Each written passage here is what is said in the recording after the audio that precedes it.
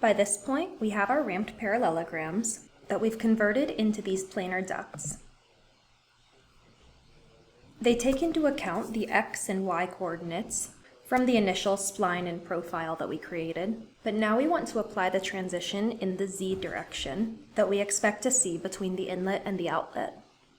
To do this, we'll use the displace block to displace the scalar field of our planar duct by 0 millimeters in the X and Y, and by a ramped field in the Z direction. In this example, we'll just create a linear ramp in the Z direction between our inlet and our outlet. We'll generate a plane at our inlet location and a plane at our outlet facing one another. And we'll feed these into a two-body field block, which sets one of our surfaces to 1 and the other to -1. We use these positive and negatives as our in-min and our in-max. And at our negative, or our inlet location, we don't see any Z displacement.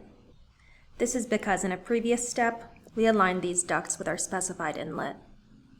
We'll set our outmax as the difference between our outlet location and our inlet location. We'll use the same continuity that we've used throughout this workflow, and our final duct will look like this. Viewing it from the side, we see that we've now accounted for this displacement in the Z direction.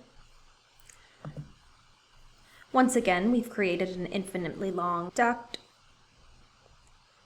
So at the end of this workflow, we can set a bounding box using the span between our inlet and our outlet to trim our ducts to size.